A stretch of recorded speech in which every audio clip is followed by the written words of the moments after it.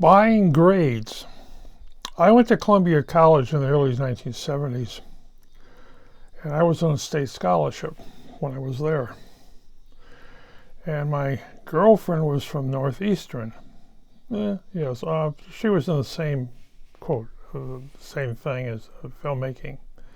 And we were somewhat close. And one day she said, why don't I transfer to Northeastern? I says, well, the big difference at Northeastern and here at Columbia College is at Columbia College I pass-fail grades, which means that if I do all the work and be there every day and everything else, I get my 3 hours. If I go to Northeastern, they require grades. Either pass the course or you don't pass the course, and a lot of tests and things like that. And Columbia College, I don't need that. But she said, well, she's going to Columbia, she's going to Northeastern, and she works part-time in the administration office. And how she gets by is that she sells grades. I asked her, what do you mean? Well, she and her girlfriend work in the administration office, and students who want to get a C instead of a D, she alters the grades.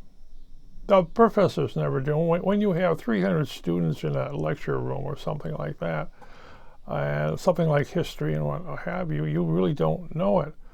And professors never, they submit this stuff, but they never go back. So students can have their grades. If they're running D's or C's, they can go up for $10. Now at that time, $10 was a lot of money.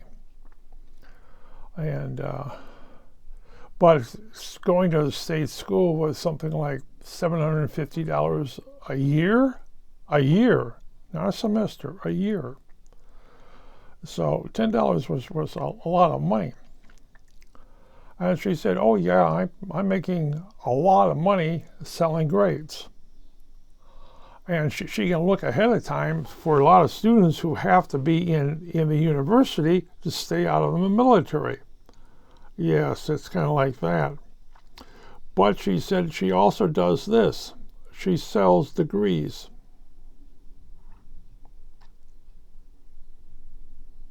History, social science, teacher's degrees. I said, what do you mean? Well,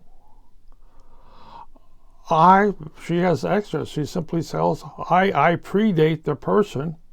They give me something like $2,500, and I can get them a history degree or something stupid like that. Oh yeah, she said, yeah.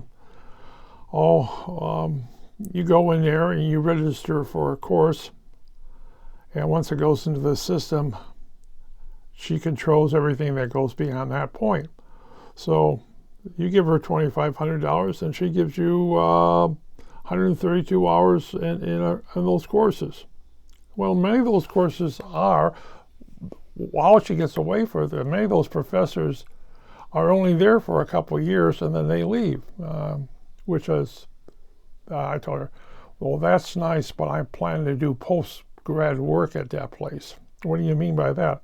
Well, I'm going to go down to Governor State, and then I'm going to go then do post-grad, a lot of stuff. But I don't want to be registered there.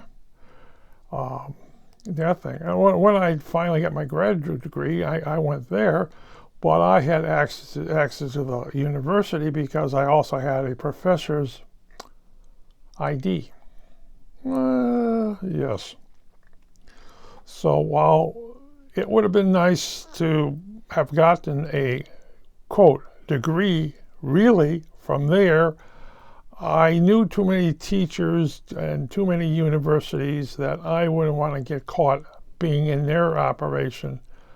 And, it's like, well, certain degrees require intelligence. And I'm not known for having that much intelligence, so, well, I didn't do it.